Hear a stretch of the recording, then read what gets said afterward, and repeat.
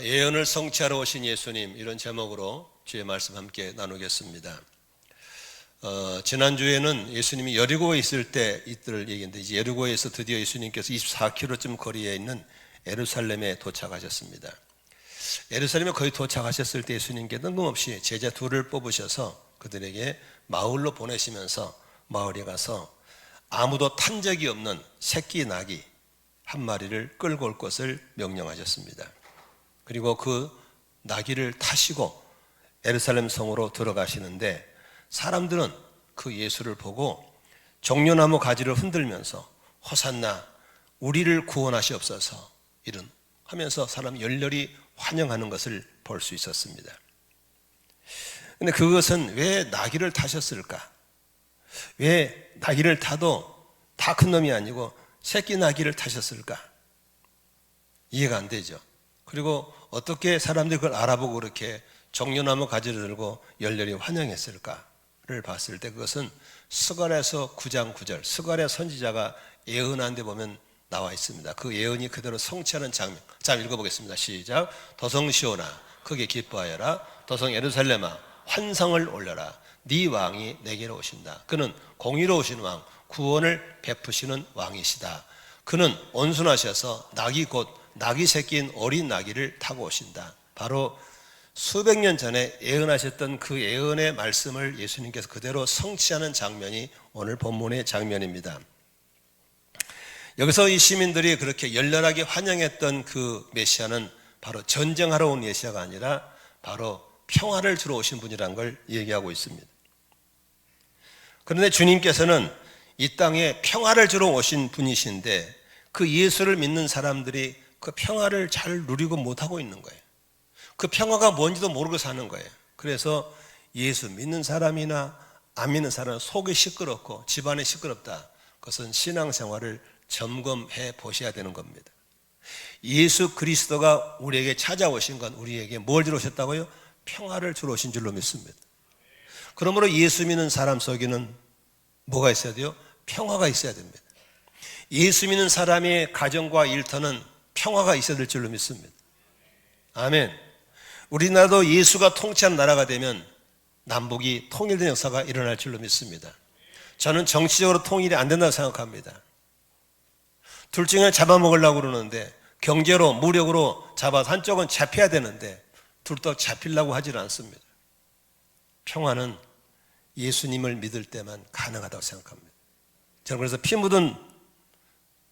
피 흘리는 전쟁이 아니라 피 묻은 십자가의 복음으로 남북이 통일되는 역사가 일어날 걸 믿고 기도하고 있습니다.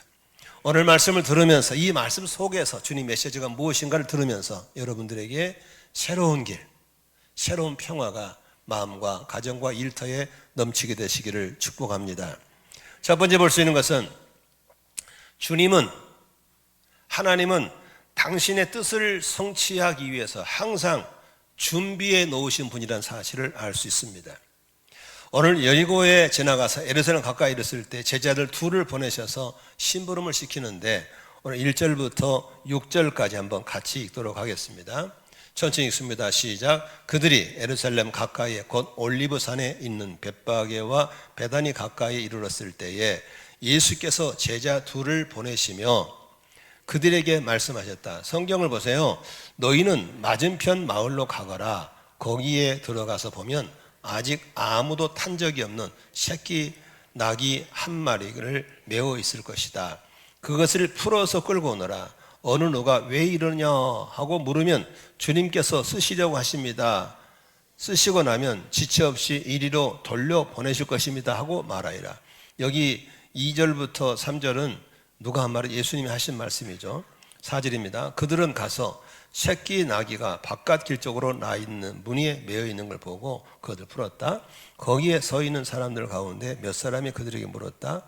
새끼 나귀를 풀다니 무슨 짓이요? 제자들은 예수께서 알려주신 대로 그들에게 말하였다. 그러자 그들은 가만히 있었다. 이 사건을 보면서 두 가지의 성경 해석의 견해가 있습니다. 어떤 분들은 예수님께서 미리 나귀의 주인하고 다 이렇게 협상을 해놓은 곳을 갖다가 제자들이 가져온 것이다 라고 하는 견해가 있고, 한편은 예수님이 언제 가서 나귀 주인한테 협상을 해놓냐? 예수님은 초자연적인 하나님을 지기 때문에 나귀가 어디에 있는지를 알고 계시고, 나귀를 풀면 무슨 질문할지를 알고 계시고, 거기에 하나님의 개입된 사실을 알려주면 그들도 보낼 것을 미리서 알고 준비하셨다고 하는 것을 말하는 것입니다. 여러분들은 어느 견해가 맞는지 여러분 스스로 결정하면 좋겠습니다. 그러나 중요한 것은 예수님께서는 제자를 보내실 때 그냥 보내지 않고 나귀를 준비해 놓고 보내신 걸 믿으시기 바랍니다. 예수님께서는 우리에게 어떤 일을 시키실 때 그냥 막연하게 일을 시키지 않고 그 일을 이룰 수밖에 없도록 준비해 주시는 하나님인 걸 믿으시기를 바랍니다. 예수님께서 마가복음 6장 7절에 보면은 12제자를 가까이 부르셔서 그들을 둘씩 보내시면서 그들에게 악한 귀신을 억누르는 권능을 주셨습니다. 그리고 그들에게 명하시기입니다. 여기 보세요. 7절에 주셨다. 8절입니다. 그리고 그들에게 명하시기를입니다. 이렇게 성경을 보시면 그 부분을 딱 쳤고나면 나중에 볼 때 훨씬 눈에 들어옵니다. 아무리 똑똑해도 눈으로 보면 나가도 잊어버립니다. 잘 보세요. 귀신들을 제어할 수 있는 권능을 주셨죠. 그리고 그들에게 뭐합니까? 미션을 주는 겁니다. 그래서 둘씩 전도를 가되 갈 때 뭘 가지고 가지 말아라. 이것도 가져가지 저것도 가져가지 말고 간편하게 가라. 왜? 내가 다 준비해냈다 이겁니다. 사도행전 1장 8절에 보면은 성령이 너희에게 내리시면 너희가 권능을 받게 될 것이다.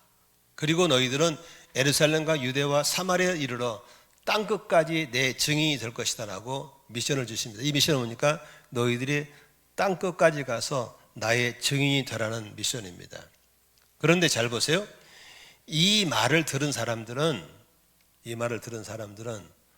직업이, 예를 들면 우리 사회 같은 경우는 이제 외국인 많이 다니는 직업이잖아요. 저 친구처럼 외국에 많이 다니면서 이런 말하면 가벼운 겁니다. 뭐 다 경험이 있고 있으니까. 그러나 이 말을 듣는 사람들이 골목에 있는 사람이에요. 골목에. 옆 동네도 안 가본 사람들이에요. 이들에게 하는 말이 예루살렘, 유대, 사마리아 땅끝까지 가서 내 증인이 되라. 이런 미션을 줄 때 주님이 그냥 보낸 게 아니고 뭘 주면서? 성령의 권능을 주시면서. 아멘이시죠? 그러니까 너희들이 순종하고 가기만 해. 내가 필요한 능력 다 줄게입니다. 우리가 창세기 22장에 보면은 아브람이 나오잖아요. 아브람이란 사람은 100살 때 아들 하나 낳았어요. 얼마나 이쁘겠어요. 얼마나. 손주 일찍 보신 분들은 이름만 몰라. 당연히 생긴 줄 알아요. 근데 우리 임종규 선교사님이 나이가 76세입니다. 이번에 손주 봤습니다. 그것도 딸이 셋인데 둘은 결혼을 늦게 하고 아내가 가지고 없고 막내가 결혼했는데 손주를 낳았어요. 사모님이 70살입니다. 얼마나 이쁘겠어요. 그러면서 그래요. 아브라함의 마음을 이제 알 것 같다. 근데 때 되면 줄줄 나는 그런 사람들에게는 손주가 그렇게 귀하지 않아요. 그런가 보다 하죠. 근데 그분은 너무너무 귀한 거예요. 그럼 100살 때 난 아브라함은 얼마나 귀했겠어요. 근데 그 아기가 13살 먹었을 때 하나님께서 사명을 주십니다. 나는 네가 드리는 번제를 받고 싶다. 희생제를 받고 싶다. 모리아산에 가서 장작을 쌓고 번제를 드리되 제물은 네 아들 이삭을 달라는 겁니다. 아마 이 중에서 잘은 모르지만 99.99%는 그날부로 안 믿기로 결단할 것 같습니다. 미쳤냐? 주지를 말든지. 그런데 성경에 보니까 아브라함은 아침에 일찍 일어납니다. 이 본문을 김인중 목사님은 그렇게 해석하더라고요. 아내와 상의했겠냐? 그러면 사라가 그러세요. 또 나오면 되지. 그랬겠습니까? 절대로 반대했을 겁니다. 그때 조용히 결단하는 아침 일찍 일어납니다. 그리고 출발합니다. 그리고 장작더미를 지게 지우고 불씨를 가지고 아이를 데리고 출발합니다. 사흘 길을 갑니다. 그런데 가다가 이삭이 묻습니다. 아버지, 번제를 드린다면서 장작도 있고 불도 있는데 제물은 어디 있습니까? 염장에 불을 지른 거죠. 그래도 미치겠는데 그때 아브라함이 무슨 말 한지 아세요? 하나님이 다 준비해 놓으셨어. 아멘이시죠? 하나님의 뜻을 따라서 그 길로 방향을 가면 하나님이 준비해 놓을 걸 믿는 이 아브라함의 믿음이 참된 믿음인 줄로 믿습니다. 근데 재물이 보여요, 안 보여요? 안 보이잖아요. 모래산 올라갔어요. 장작샘을 쌌어요. 그리고 아들 이삭을 묶었어요. 그리고 올렸어요. 그리고 칼 들어서 이제 그 재물은 각을 뜨고 내장을 꺼내고 그걸 장작에 불로 태워서 원해드리는 희생제사거든요. 칼을 들고 목을 치려고 할 때 급히 하나님이 아브라함을 부르십니다. 아브라함아, 아브라함아, 아기를 손대지 말아라. 이제야 네가 나를 경외하는 줄, 이제야 네가 나를 진짜로 두려워하는 줄을 알았다 라고 하시면서 아기 손못대게 합니다. 제단은 쌓아놨고 재물이 있어야 되는데 둘러보니까 옆에 큰 순양 하나가 뿔이 나무에 걸려가지고 꼼짝 못하고 절절명해 보였습니다. 그때 아브라함이 그 순양을 잡아다가 번제를 올려드리면서 정한 게 있습니다. 여호와 이레, 준비하신 하나님이십니다. 믿으시면 아멘 하십시다. 하나님은 우리에게 준비하게 하시는 분인 걸 믿으시기 바랍니다. 그러므로 무슨 일을 할 때 뭘 준비할까를 신경 쓰지 말고 이것이 과연 하나님의 뜻인가 아닌가에 더 심혈을 기울이시고 하나님의 뜻인가 아닌가에 더 목숨 걸고 매달리셔서 하나님의 뜻이라면 믿고 출발하면 하나님이 그 일을 이루시기 위해서 나에게 능력을 주시든지 만나게 될 사람 만나게 하시든지 길을 열어주시든지 주님이 하실 줄로 믿습니다. 많은 사람들은 주님의 뜻을 묻지 않고 내가 하고 싶은 일, 내가 할 일을 찾아서 내가 준비하고 하나님이 계실 데가 없는 거예요. 그러므로 하나님의 뜻을 찾는 데 시간을 쓰는 자가 되어야 될 줄로 믿습니다. 하나님 뜻을 찾기가 어렵죠. 저도 하나님 뜻을 명확하게 구별하면 얼마나 좋겠어요. 그러나 하나님의 뜻은 7, 80% 정도 맞으면 그 다음에는 하나님 뜻이라고 믿고 가시기를 바랍니다. 100%라는 걸 알기 쉽지 않습니다. 7, 80%, 60, 70%만 뜻이라면 그쪽으로 가면서 이렇게 기도하셔야 돼요. 하나님, 혹시라도 내가 하나님 뜻이라는 걸 알고 가는데 아니면 말씀해 주시면 제가 언제든지 고치겠습니다. 이런 기도를 하고 출발하기를 바랍니다. 저도 지금 우리 교회 미래에 대해서, 비전에 대해서 장로들과 협의하면서 나아가고 있습니다. 저는 이게 뜻이라고 믿고 가는 겁니다. 그러나 항상 염두에 둡니다. 혹시라도 혹시 장로님들이 잘못 결정할 수 있습니다. 그러므로 아닌 건 아니라고 말씀해 주시면 언제든지 고치겠습니다. 이런 자세를 두고 그 길로 뚜벅뚜벅 걸어갈 때 믿으시면 아멘 합시다. 하나님이 그 일을 이루시기 위해서 사람도 준비해 주시고 능력도 준비해 주시고 재정도 준비해 주시고 그 일을 이루실 걸 믿으시기 바랍니다. 일으키심도 여호와시요 이루어 주심도 여호와인 걸 믿으시면 아멘 하십시다. 그러므로 우리는 하나님의 뜻이라면 지금 여러분 사업장도 일터도 하나님의 영혼 권한 사역장으로 바꿔버리기를 바랍니다. 자녀를 키울 때도 마찬가지입니다. 자녀를 키울 때도 내가 그 삶에 다 준비해놓고 하면 안 되는 겁니다. 하나님의 뜻을 알면 그 길로 가면 하나님이 열어질 줄로 믿습니다. 제 아들 목사 얘기를 하겠는데 이제 대학을 마치고 이제 대학원을 가야 되는데 일찍부터 목사가 된다 그랬기 때문에 신학대학원 가는 건 정해진 겁니다. 그런데 유학을 갈 거냐 국내의 대학을 갈 거냐가 문제였습니다.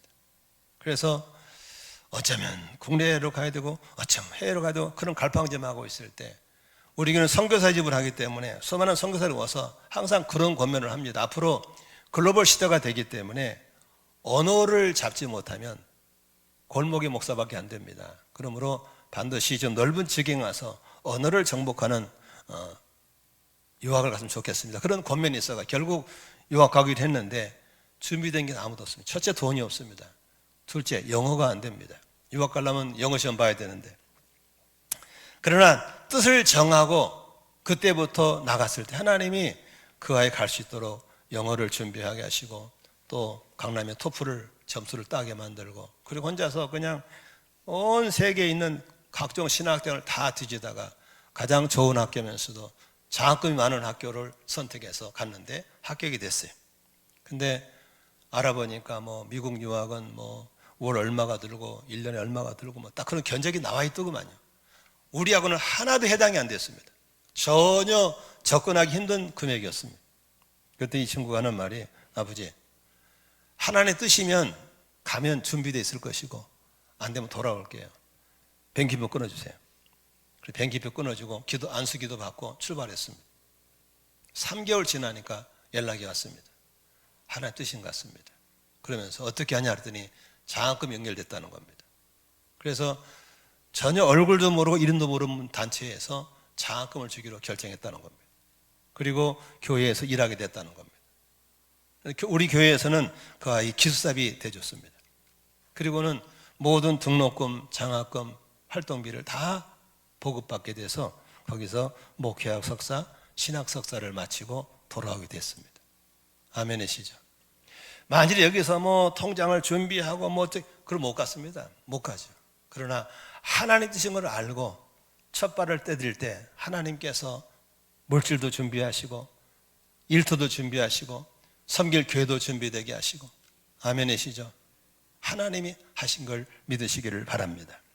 그러므로 우리 교회 여러분 오늘도 여호와 일에 준비하신 하나님 믿고 하나님 뜻이라면 자로 재지 말고 믿습니다 나가면 하나님이 만날 사람 만나게 하시고 도울 사람 도와주시고 재정을 준비하시고 능력도 주셔서 주의 뜻이 이루어질 걸 믿으시면 아멘 하십시다. 큰 소리로 아멘 하십시다. 두 번째, 주님은 평화를 주러 오신 분이 있습니다. 제자들이 나귀를 끌고 왔을 때 제자들이 그 나귀를 끌고 가는데 사람들이 열렬히 환영하는 겁니다. 오늘 여기 보십시다. 7절부터 같이 읽겠습니다. 시작. 제자들이 그 새끼 나귀를 예수께로 끌고 와서 자기들의 겉옷을 그 등에 걸쳐 놓으니 예수께서 그 위에 올라타셨다. 많은 사람이 자기들의 겉을 길에다 폈으며 다른 사람들은 들에서 잎 많은 생나무 가지들을 꺾어다가 길에다 깔았다. 여기서 잎 많은 나무 가지가 뭐냐면은 종려나무입니다. 그래서 정료줄이라는 말을 쓰는 것이고 팜선대라는 말을 쓰는 거거든요. 자, 9절 10절 시작. 그리고 앞에 서서 가는 사람들과 뒤따른 사람들이 외쳤다. 호산나 복되시다. 주님의 이름으로 오시는 분 복되다. 가까우는 우리 조상 다윗의 나라여 더없이 높은 것이서 호산나. 여기서 호산나라는 말이 우리를 구원하시고 우리 평화를 주시러 오신 분이라는 소리입니다. 예수님께서 왜 이렇게 나귀를 타고 가셨을까? 구약에서 예언한 그대로 가는 겁니다. 우리가 생각하는 나귀는 얼마나 큰지 역시 나귀 보신 분 아세요? 나귀 안 보셨어요? 그 말은 보셨죠? 말도 안 보셨어요? 봤죠? 나귀는요 말처럼 생기는 조그마합니다. 쉽게 말하면 큰 송아지만 그냥 이렇게 올라탈 수 큰 송아지만큼하고 다리 긴 사람들은 양벌을 벌리면 닿을 정도로 작습니다. 큰 송아지만 해요.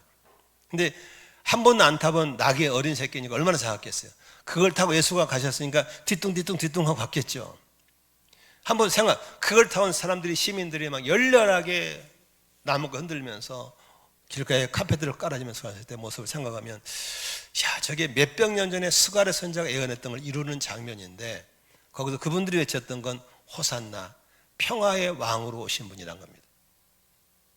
지금 이스라엘 같은 경우는 우리는 안녕하십니까 식사하신 게 인사하잖아요. 그들은 샬롬이라는 인사를 씁니다. 그들의 가장 소중한 건 뭐예요? 평화입니다. 언제 폭탄이 날라올지 언제 납치당할지 모르는 그런 곳에서 살아가는 겁니다. 우리는 지금 평화에 대한 너무 무뎌져 있는 것 같습니다. 그냥 사는 거예요. 우리나라도 남북이 70년 넘게 민족끼리 총불을 대고 핵폭탄을 준비하고 서로 으르렁거리는 가운데 있기 때문에 하나님의 평화가 필요한 걸 믿으시길 바랍니다. 누가 그러더라고요. 세상에서 가장 강심장이 대한민국 사람들이래요.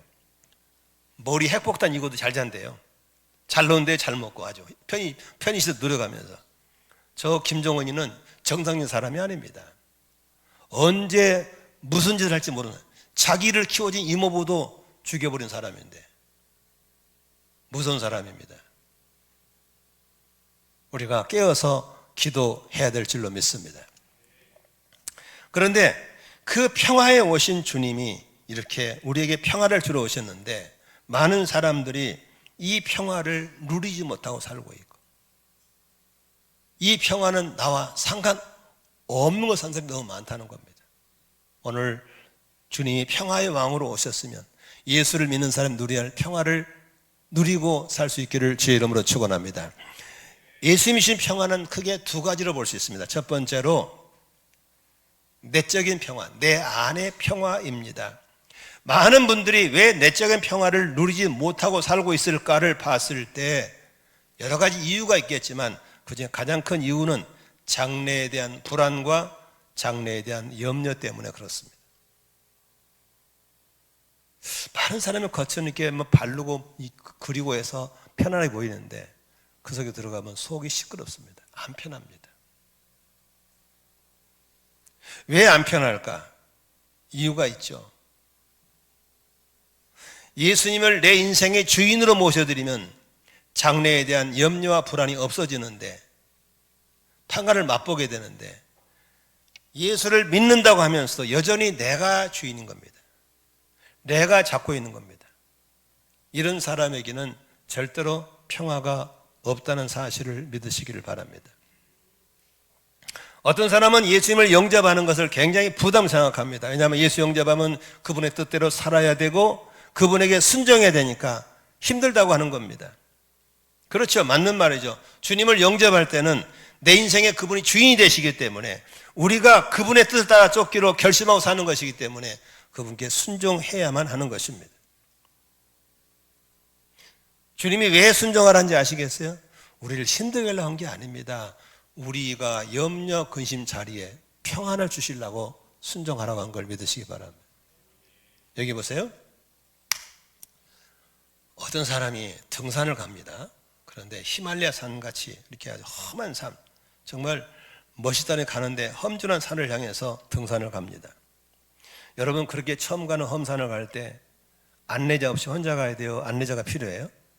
필요합니다. 어디가 위험한지, 사고가 많이 나는지, 어떻게 한지를 안내자가 필요한 겁니다. 근데 만일에 안내자를 세워놓고 지 맘대로 해버렸다, 사고 나면 대책이 없습니다. 그냥 그거 죽어야 됩니다. 여러분, 우리 인생은 험준한 산을 등산보다 훨씬 위험한 게 인생인 걸 믿으시 기 바랍니다. 전혀 예측을 할 수 없습니다. 전혀 미래를 예측할 수 없습니다. 그런 험한 인생을 살아가면서 가이드 없이 혼자 살아가 간땡이 부은 사람이죠. 제정신이 아닌 사람입니다. 그러므로 우리는 언제든지 우리의 현재도 미래도 아시는 그 분을 내 안에 참 주인으로 모시고 그분에게 맡겨드리고 순종만 하면 염려, 근심, 걱정이 평안으로 바뀌어버린 걸 믿으시기 바랍니다. 믿으시면 아멘 합시다. 바뀌는 거예요. 그런데 맡겨놓고도 계속 내가 주장하면 안 되는 거예요. 이번에 저희들이 단반지라는 모임이 있는데 그 모임에서 7명의 목사님들이 경북 상주에 이번에 1박 2일 갔다 왔습니다. 목요일다 금요일 올라오다 보니까 길이 막히더라고요. 오산이 오기 전에 이제 안성서 완성쯤 됐는데 길이 쫙 막히는 거예요. 근데 이제 운전을 하는 목사님이 묻는 거야, 우리한테. 어떻게 할까요? 아는 길로 갈까요? 내비를 따라갈까요? 물었어요. 아는 길로 가려면 여러분 아시다시피 안성서 오산 지나서 봉담 쪽으로 들어가면 그게 우리가 아는 길이거든요. 근데 T맵을 썼는데 T맵이 갑자기 안성서 서평택으로 꺾어주는 거야. 그러니까 뒤에서 의견이 있다는, 뭔 소리야, 저 여자 말 믿지 마, 저 여자 말 믿으면 골치 아파, 아는 길로 가, 이게 있었고, 아니야, T맵은 지금 인공에서 보고 있기 때문에 힘을 시킨 대로 가야 되는 거야. 여러분 어떻게? 자, 묻겠습니다. 아는 길로 간다. 1번. 뭔 소리야? 팀에 들어간다. 2번. 아니, 소리, 이 발음이 안 돼. 손가락 펴, 손가락으로. 이거야, 이거야. 야, 우리 교인들은 대단하네. 그래서 내비를 따르기로 결정했어요. 그래서 딱 꺾고 서평도 꺾어지니까 길이 빵 뚫려버린 거예요. 쫙 가고 있는 거예요. 그래서 하는 말이, 야, 전문가 말 들어야 돼. 지금 길 가서 헤매고 있을 건데 쭉 가는 거예요. 가다가 보니까 서평택을 지나서 서해안선은 연결되잖아요. 서해안 타자, 아니야, 중간에 화성으로 빠져야 돼. 또 두 개 나눠졌어요.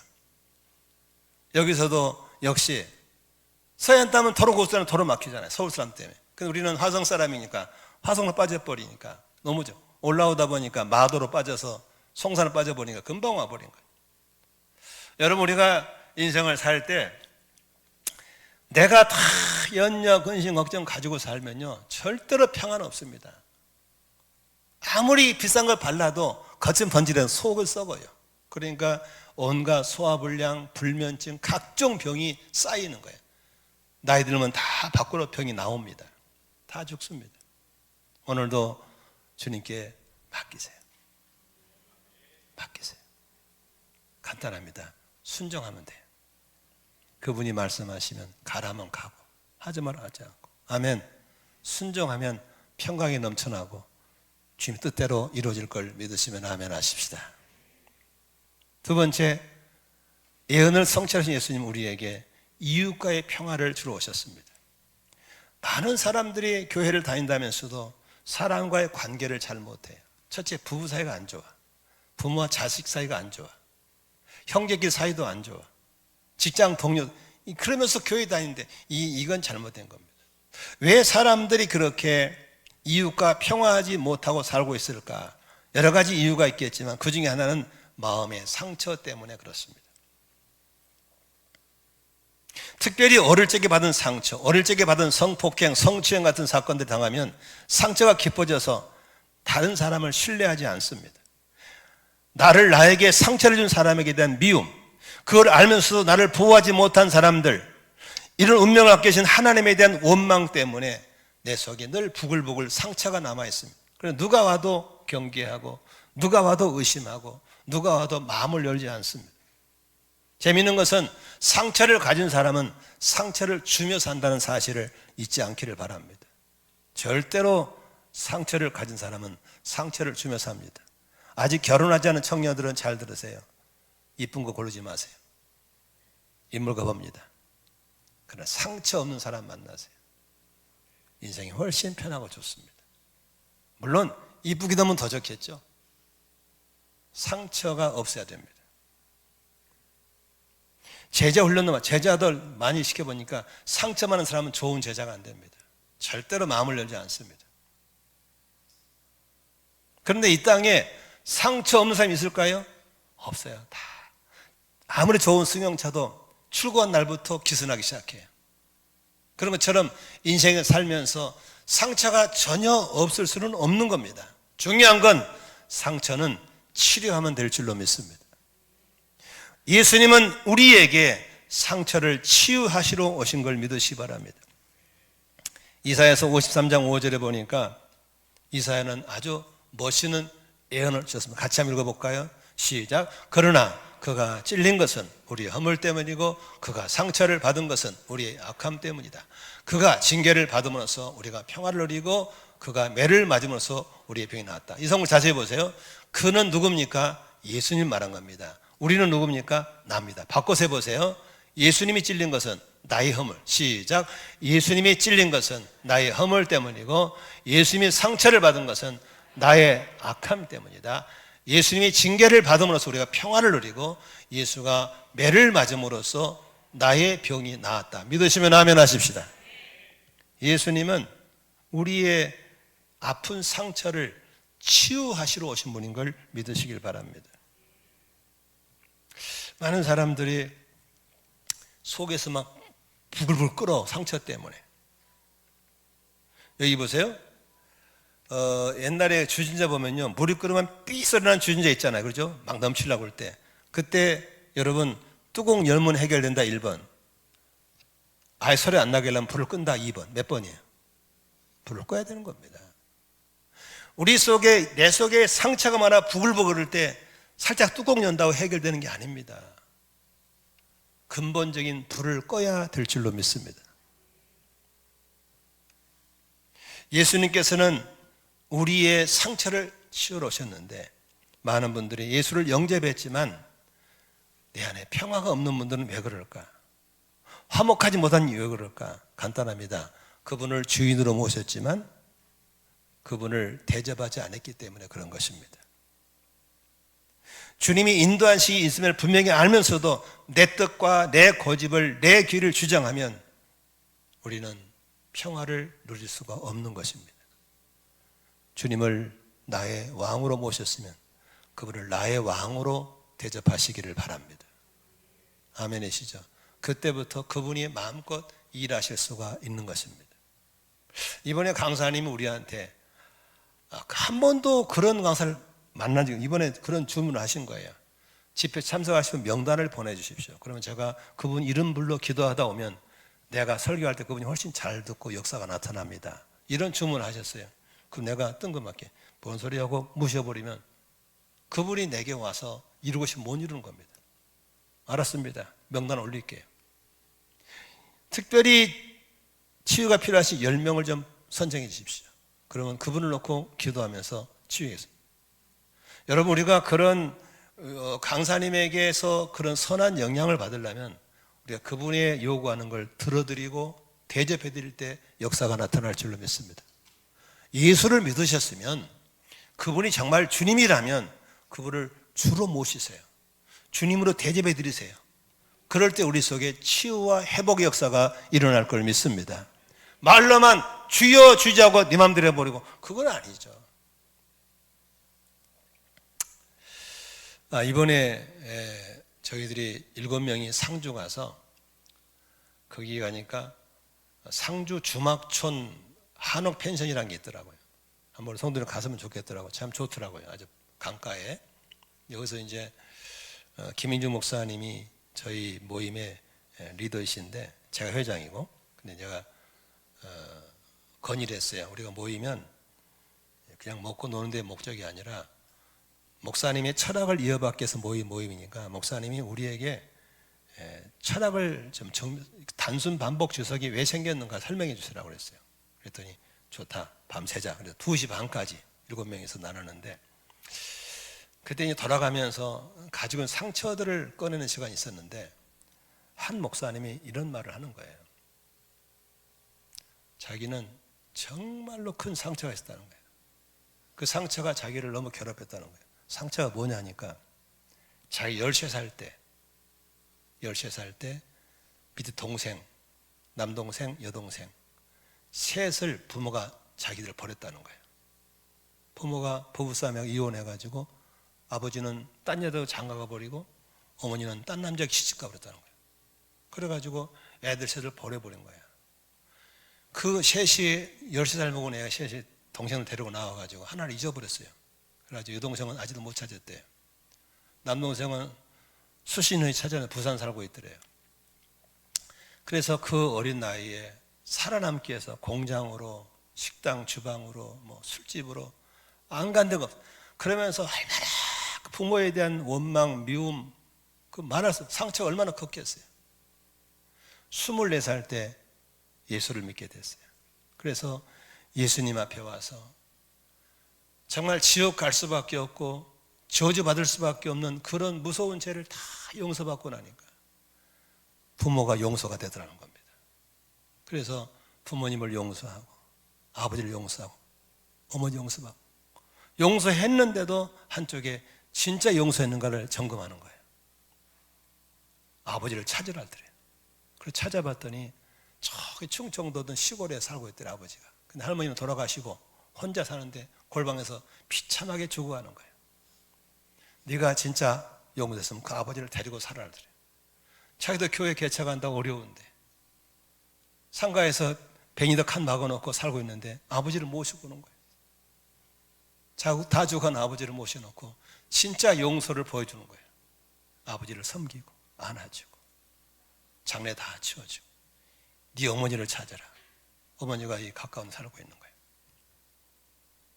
여러분, 그러면서 그 용서하고 났더니 내 안에 천국이 이루어지고 평화가 이루어지고, 믿으시면 아멘 합시다. 얼마나 아내하고 행복하게 살고 자녀들하고 행복하게 사는지. 여러분, 우리 주님은 우리에게 평화를 주러 오신 걸 믿으시기 바랍니다. 여러분에게 이 평화가 있기를 바라고 사람과의 관계가 평화롭기를 주의 이름으로 축원합니다. 축원합니다. 기도하겠습니다.